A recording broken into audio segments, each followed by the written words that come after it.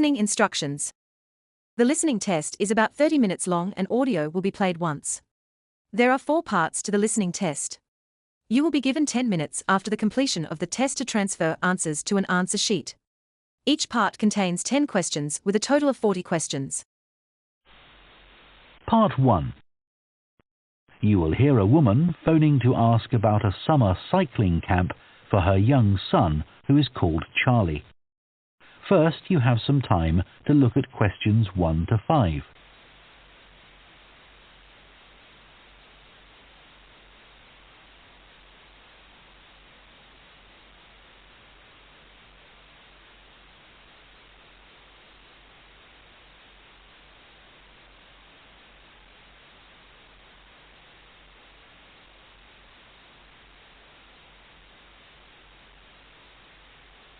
Now listen carefully and answer questions 1 to 5.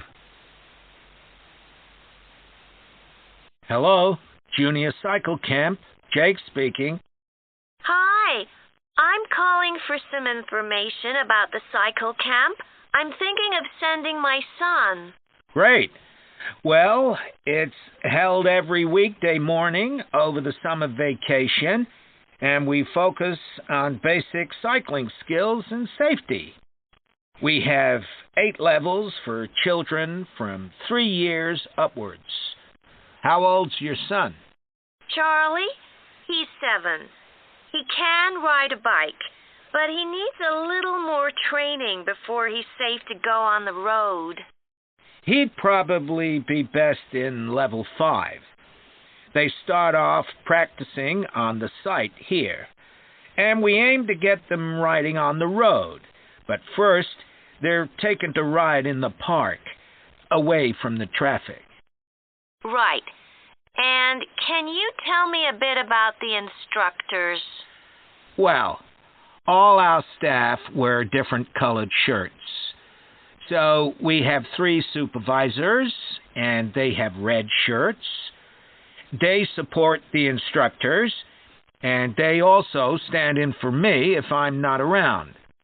Then the instructors themselves are in blue shirts, and one of these is responsible for each class. Okay. In order to be accepted, all our instructors have to submit a reference from someone who's seen them work with children. Like if they've worked as a babysitter, for example. Then they have to complete our training course, including how to do lesson plans and generally care for the well-being of the kids in their class. They do a great job, I have to say. Right. And tell me a bit about the classes. What size will Charlie's class be? We have a limit of 8 children in each class, so their instructor really gets to know them well. They're out riding most of the time, but they have quiet times too, where their instructor might tell them a story that's got something to do with cycling, or get them to play a game together. It's a lot of fun. It must be. Now, what happens if there's rain? Do the classes still run? Oh, yes. We don't let that put us off. We just put on our waterproofs and keep cycling. Before you hear the rest of the conversation, you have some time to look at questions 6 to 10.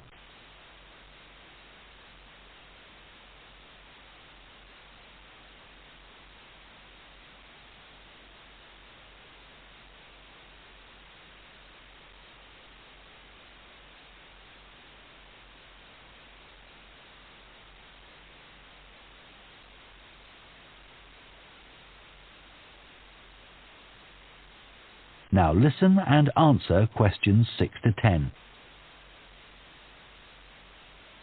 And is there anything special Charlie should bring along with him? Well, maybe some spare clothes, especially if the weather's not so good. And a snack for break time? How about a drink? No, we'll provide that. And make sure he has shoes, not sandals. Sure. And just at present, Charlie has to take medication every few hours, so I'll make sure he has that. Absolutely. Just give us details of when he has to take it, and we'll make sure he does. Thanks. Now, there are a few things you should know about day 1 of the camp. The classes normally start at 9:30 every morning, but on day 1, you should aim to get Charlie here by 9:20. The finishing time will be 12:30 as usual. We need the additional time because there are a few extra things to do. The most important is that we have a very careful check to make sure that every child's helmet fits properly. If it doesn't fit, we'll try to adjust it, or we'll find him another one. But he must wear it all the time he's on the bike. Of course. Then, after that, all the instructors will be waiting to meet their classes, and they'll meet up in the tent. You can't miss it. And each instructor will take their class away and get started. Okay. Well, that all sounds good. Now, can you tell me how much the camp costs a week? $199. We've managed to keep the price more or less the same as last year. It was $190 then. But the places are filling up quite quickly. Right. Okay. Well, I'd like to book for the... That is the end of part 1. You now have half a minute to check your answers to part 1.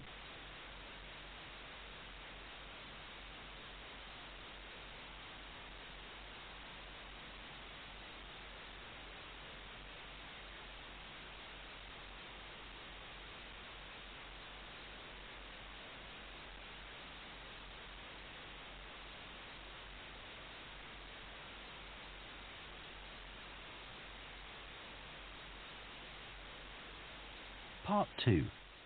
You will hear a recruitment officer called Megan Baker giving a talk at a jobs fair about opportunities for those interested in the food and agriculture sectors.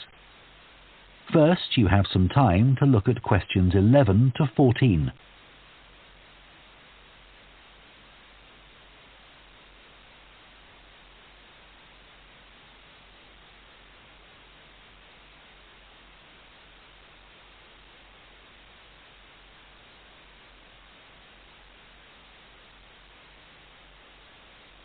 Now listen carefully and answer questions 11 to 14.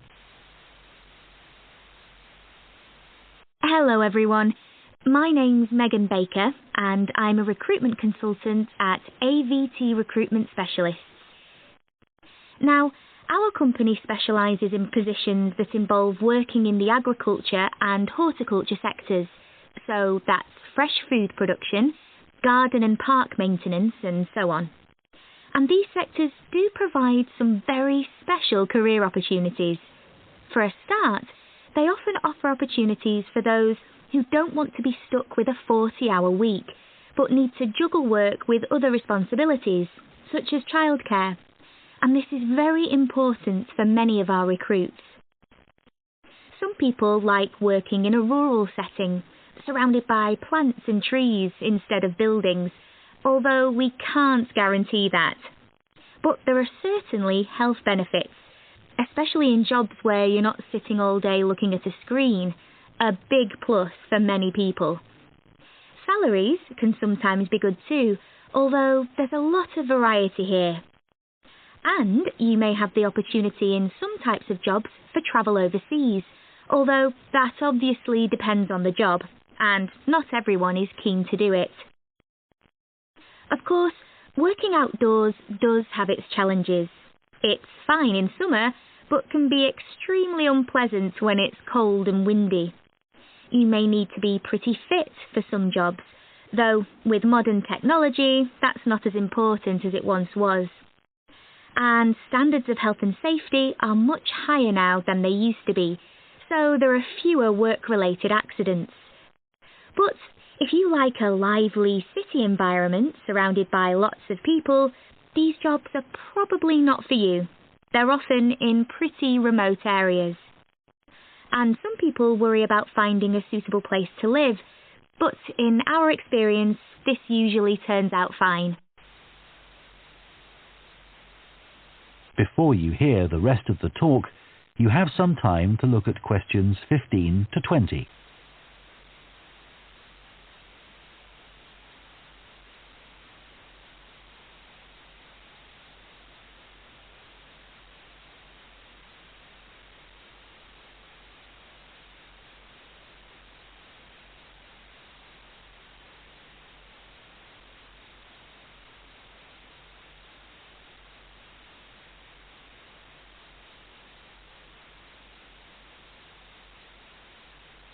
Now listen and answer questions 15 to 20. Now, let me tell you about some of the exciting jobs that we have on our books right now. One is for a fresh food commercial manager. Our client here is a very large fresh food producer, supplying a range of top supermarkets. They operate in a very fast-paced environment with low profit margins. The staff there work hard, but they play hard as well. So if you've a sociable personality, this may be for you. We have an exciting post as an agronomist, advising farmers on issues such as crop nutrition, protection against pests, and the latest legislation on farming and agricultural practices. There are good opportunities for the right person to quickly make their way up the career ladder, but a deep knowledge of the agricultural sector is expected of applicants. A leading supermarket is looking for a fresh produce buyer who is available for a 12-month maternity cover contract. You need to have experience in administration, planning and buying in the fresh produce industry, and in return will receive a very competitive salary. We have also received a request for a sales manager for a chain of garden centres. You will be visiting centres in the region to ensure their high levels of customer service are maintained. This post is only suitable for someone who is prepared to live in the region. There is also a vacancy for a tree technician to carry out tree cutting, forestry and conservation work. Candidates must have a clean driving licence and have training in safety procedures. A year's experience would be preferred, but the company might be prepared to consider someone who has just completed an appropriate training course. Finally, we have a position for a farm worker. This will involve a wide range of farm duties, including crop sowing and harvesting, machine maintenance, and animal care. Perks of the job include the possibility of renting a small cottage on the estate and the chance to earn a competitive salary. A driving licence and tractor driving experience are essential. That is the end of Part 2. You now have half a minute to check your answers to Part 2.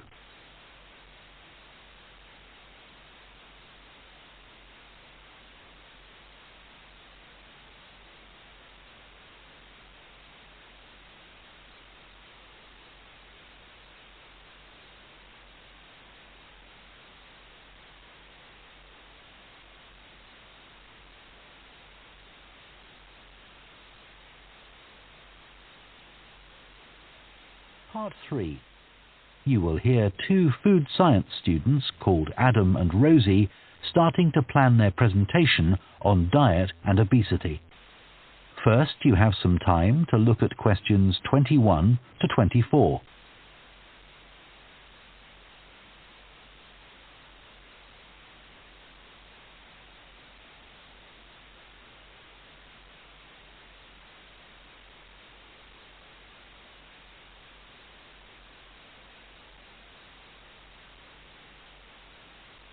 Now listen carefully and answer questions 21 to 24. OK, Rosie, shall we try to get some ideas together for our presentation on diet and obesity? Sure. I can talk about the experiment I did to see if people can tell the difference between real sugar and artificial sweeteners. Where you gave people drinks with either sugar or artificial sweeteners, and they had to say which they thought it was? Yeah, it took me ages to decide exactly how I'd organise it, especially how I could make sure that people didn't know which drink I was giving them. It was hard to keep track of it all, especially as I had so many people doing it. I had to make sure I kept a proper record of what each person had had. So, could most people tell the difference? Yeah, I hadn't thought that they would be able to, but most people could. Then there's that experiment I did, measuring the fat content of nuts, to see if the nutritional information given on the packet was accurate. The one where you ground up the nuts and mixed them with a chemical to absorb the fat? Yes. My results were a bit problematic. The fat content for that type of nut seemed much lower than it said on the package. But I reckon the package information was right.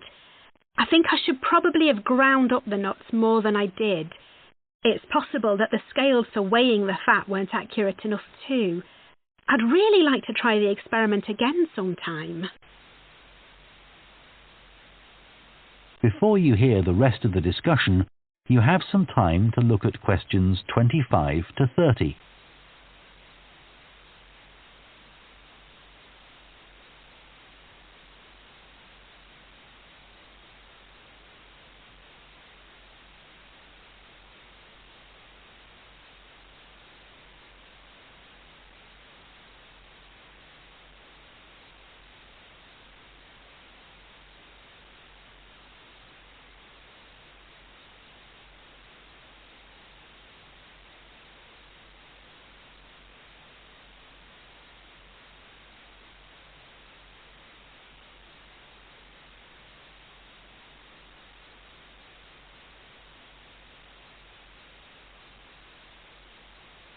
Now listen and answer questions 25 to 30. So, what can we say about helping people to lose weight? There's a lot we could say about what restaurants could do to reduce obesity. I read that the items at the start of a menu and the items at the end of a menu are much more likely to be chosen than the items in the middle. So, if you put the low-calorie items at the beginning and end of the menu, people will probably go for the food with fewer calories without even realising what they're doing. I think food manufacturers could do more to encourage healthy eating. How? Well, when manufacturers put calorie counts of a food on the label, they're sometimes really confusing, and I suspect they do it on purpose, because food that's high in calories tastes better, and so they'll sell more. Yeah, so if you look at the amount of calories in a pizza, they'll give you the calories per quarter pizza, and you think, oh, that's not too bad. But who's going to eat a quarter pizza? Exactly. I suppose another approach to this problem is to get people to exercise more. Right. In England, the current guidelines offer at least 30 minutes of brisk walking 5 days a week. Now, when you ask them, about 40% of men and 30% of women say they do this. But when you objectively measure the amount of walking they do with motion sensors, you find that only 6% of men and 4% of women do the recommended amount of exercise. So you can see why obesity is growing. So how can people be encouraged to take more exercise? Well, for example, think of the location of stairs in a train station. If people reach the stairs before they reach the escalator when they're leaving the station, they're more likely to take the stairs. And if you increase the width of the stairs, you'll get more people using them at the same time. It's an unconscious process and influenced by minor modifications in their environment. Right. And it might not be a big change, but if it happens every day, it all adds up. Yes. But actually, I'm not sure if we should be talking about exercise in our presentation. Well, we've done quite a bit of reading about it. I know, but it's going to mean we have a very wide focus. And our tutor did say that we need to focus on causes and solutions in terms of nutrition. Oh, I suppose so. And we've got plenty of information about that. OK, well, that will be simpler. So, what shall we do now? We've still got half an hour before our next lecture. Let's think about what we're going to include and what will go where. Then we can decide what slides we need. OK, fine. That is the end of part 3. You now have half a minute to check your answers to part 3.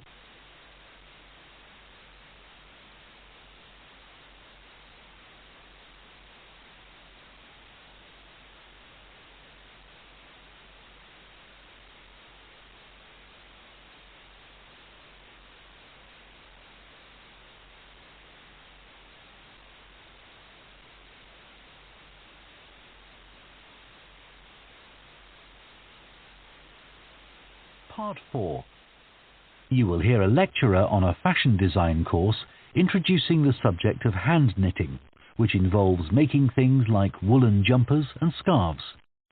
First, you have some time to look at questions 31 to 40.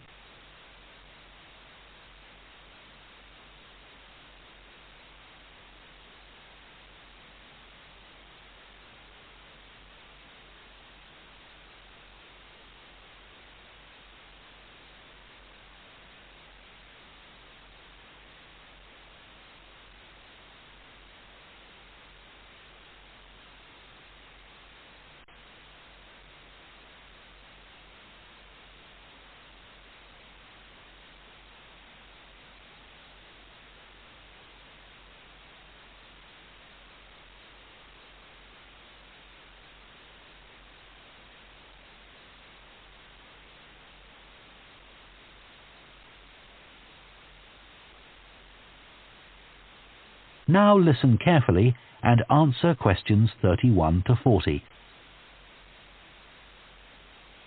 Good morning, everyone. So today we're going to look at an important creative activity, and that's hand knitting. Ancient knitted garments have been found in many different countries, showing that knitting is a global activity with a long history. When someone says the word knitting, we might well picture an elderly person, a grandmother perhaps, sitting by the fire knitting garments for themselves or other members of the family. It's a homely image, but one that may lead you to feel that knitting is an activity of the past. And indeed, during the previous decade, it was one of the skills that was predicted to vanish from everyday life. For although humans have sewn and knitted their own clothing for a very long time, many of these craft-based skills went into decline when industrial machines took over, mainly because they were no longer passed down from one generation to another. However, that's all changing, and interest in knitting classes in many countries is actually rising, as more and more people are seeking formal instruction in the skill. With that trend, we're also seeing an increase in the sales figures for knitting equipment. So, why do people want to be taught to knit at a time when a machine can readily do the job for them? The answer is that knitting, as a handicraft, has numerous benefits for those doing it. Let's consider what some of these might be. While many people knitted garments in the past because they couldn't afford to buy clothes, it's still true today that knitting can be helpful if you're experiencing economic hardship. If you have several children who all need warm winter clothes, knitting may save you a lot of money. And the results of knitting your own clothes can be very rewarding, even though the skills you need to get going are really quite basic and the financial outlay is minimal. But the more significant benefits in today's world are to do with well-being. In a world where it's estimated that we spend up to 9 hours a day online, doing something with our hands that is craft-based makes us feel good. It releases us from the stress of a technological, fast-paced life.